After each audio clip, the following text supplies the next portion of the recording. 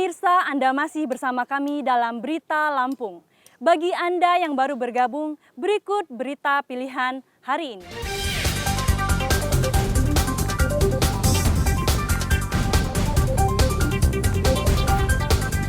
Diduga akibat korsleting listrik, 3 gudang di lantai ruang bawah tanah atau Urbana, salah satu mal di Bandar Lampung, terbakar.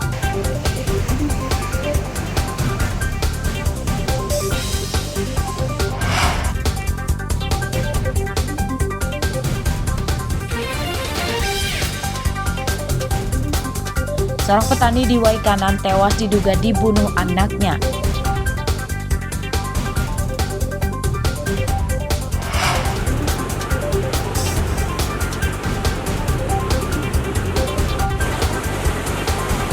Banjir bandang merusak permukiman desa Wailaai, pesisir barat.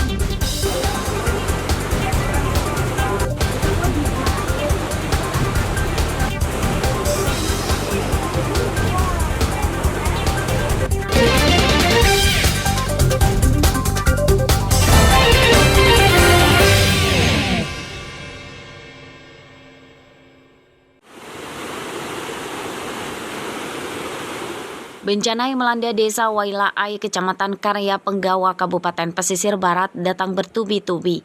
Selasa siang, 5 rumah di pinggir sungai Wailaai rusak akibat diterjang banjir. 4 rumah rusak berat dan 1 rusak ringan.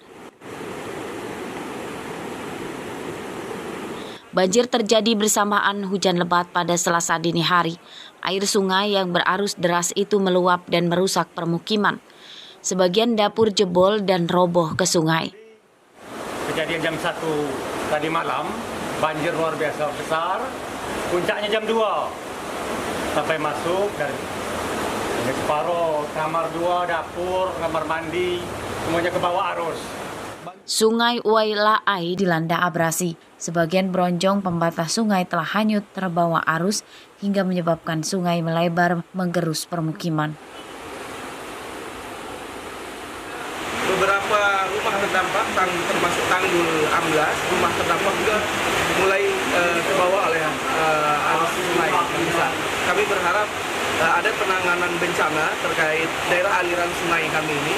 Pertama, penanggulan, kemudian perbaikan daerah aliran sungai sehingga pon kami tercinta ini bisa bebas dari bencana banjir di kemudian hari. Banjir bandang pada Selasa dini hari ini merupakan kali kedua bencana di desa Wailaai selama sepekan terakhir. Minggu pagi, desa Wailaai dilanda tanah longsor yang menewaskan 3 orang dari 1 keluarga serta jembatan di Jalan Sumatera Lintas Barat ambles. Lalu lintas dari Lampung ke Bengkulu sempat terputus selama 24 jam. Rosandi melaporkan dari pesisir barat.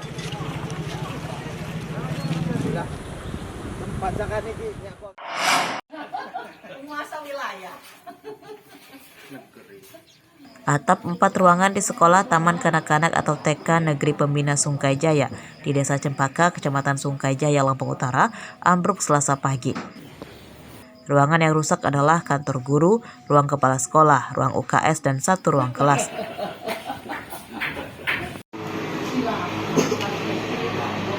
Atap sekolah ambruk bukan oleh angin kencang atau hujan, melainkan karena sudah lapuk. Atap sudah rusak sejak 3 bulan lalu dan sebelumnya ditopang kayu supaya tidak roboh. Ada kamar mandinya juga ya? Menurut Kepala Sekolah, atap TK Pembina Sungkai Jaya ambruk saat jam istirahat sekolah. Tidak ada murid dan guru yang terluka akibat kejadian ini karena saat kejadian mereka berada di luar ruangan. Saya heran kemarin. Itu ruang kelas, itu ruang kantor. Oh, ruang kantor. Ada berapa ruangan itu, Bu? Ada ruang OKS, ruang kantor, ruang guru, dan ruang kepala sekolah. 3 berarti yang ambruk itu, yang di sebelah itu. Iya. Kena ini yang kelas ini, ruang apa ini, Bu? Ini ruang kelas. Ruang belajar. Jadi kemarin sini pas kosong juga di kelas ini. Sini anak-anak main kemarin. Pas mereka lagi makan. Memang dipakai untuk ruang belajar. Memang belajar Jadi di sini. total kerusakan ada 4 ruangan ya, Bu? Iya. Selama bangunan sekolah belum diperbaiki, aktivitas belajar mengajar dipindahkan ke ruangan lain. Pihak Dinas Pendidikan Lampung Utara telah datang untuk melihat kerusakan dan berjanji akan segera memperbaiki bangunan TK Negeri Pembina Sungkai Jaya. Ardio Haba melaporkan dari Lampung Utara.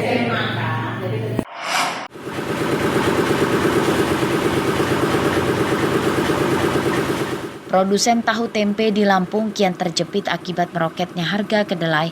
Selain di Bandar Lampung dan Lampung Selatan, kini para produsen tahu di Tulang Bawang juga dipaksa memutar otak supaya usahanya tetap berjalan. Salah satunya adalah Ngatini, produsen tahu di Desa Warga Makmur Jaya, Kecamatan Banjar Agung. Ia terpaksa mengurangi ukuran dan jumlah produksi tahu.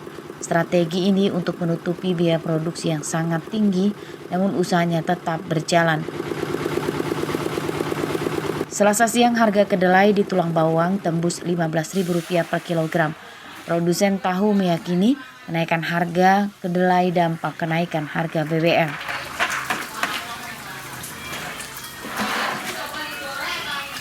Ya kita kurangin aja ukurannya, kecilin. Terus kadang-kadang ya dikurangi kedelainya, biasanya 5 kilo, ya 5 kilo dikurangi setengah kilo gitu. Untuk harga kedelai sendiri Bu sekarang berapa Bu? 15.000. Yang sebelumnya berapa? Sebelumnya 11.000, udah paling mahal itu 11. Berpengaruh Bu ya kenaikan harga kedelai ini sama produksi? Ya iya, biasanya habis 3 karung, sekarang paling 2 karung. Kecilin. Ngatini adalah satu dari puluhan produsen tahu di Tulang Bawang yang hingga kini belum mendapatkan subsidi pembelian kedelai seperti yang dijanjikan Menteri Perdagangan Zulkifli Hasan pada awal Oktober lalu. Ini kan pengrajin ini kalau mendapat subsidi itu prosesnya panjang. Mesti ngisi data, mesti ini. Coba kita akan cari mungkin nggak lebih sederhana. Namanya pengrajin tahu tempe kalau dikasih kerjaan bikin semacam proposal itu kan repot gitu ya. Nah, tapi tetap saya juga minta dibenahi. Tapi ini akan saya coba perjuangkan agar harga itu ya kalau 12 ya 20.000 gitu. Jadi ke suppliernya pemerintah membayar gitu aja kan. Jadi semua yang beli dapat harga gitu, yang produsen ya. Kecuali kalau untuk apa gitu. Saat menemui produsen tahu dan tempe di Bandar Lampung beberapa waktu lalu, Zulkifli Hasan juga mengklaim harga kedelai impor turun. Pasokan kedelai impor telah masuk Indonesia pada bulan Juli dan Agustus lalu. Namun harga kedelai terbaru akan mulai diberlakukan bulan November mendatang. Faktanya hingga pekan kedua bulan November ini harga kedelai belum turun, tapi malah justru naik drastis.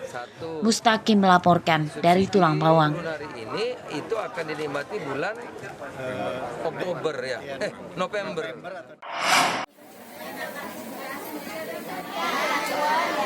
Tuntutan memaksimalkan keterwakilan 30% perempuan di parlemen dalam pemilihan umum 2024 terus menggema. Tuntutan itu juga muncul di Lampung. Dari 85 anggota dewan di DPRD Lampung periode 2019-2024 hanya terdapat 17 perempuan. Padahal jika 30%-nya maka jumlah anggota DPRD perempuan seharusnya 24 orang. Politisi perempuan juga selalu berada di nomor urut bawah saat pemilihan legislatif. Padahal peraturan Komisi Pemilihan Umum mewajibkan partai politik menyertakan sedikitnya 30% keterwakilan perempuan di setiap daerah pemilihan.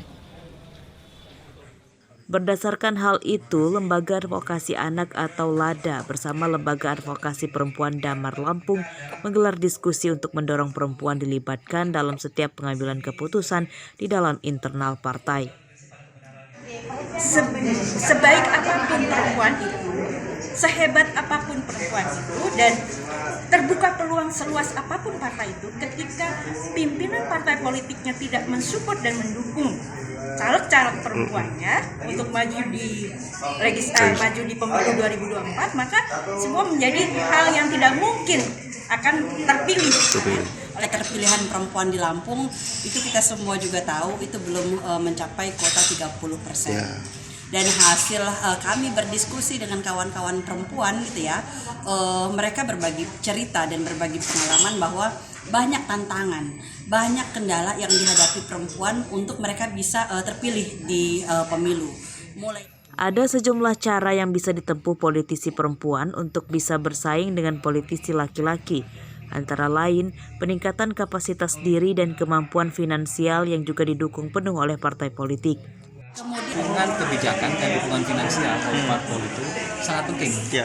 Jadi perempuan yang mau maju itu harus betul-betul didukung oleh kebijakan parpol, misalnya prioritas, kemudian ada bantuan pendanaan, tapi yang lebih penting lagi adalah bantuan bimbingan teknis untuk menguatkan kapasitas, misalnya public speaking, kemampuan berjejaring dan seterusnya. Kegiatan diskusi yang berlangsung seru itu diikuti perwakilan sejumlah partai politik, akademisi, jurnalis, dan lembaga non-pemerintah lainnya. Andri Kurniawan melaporkan dari Bandar Lampung. Salah satu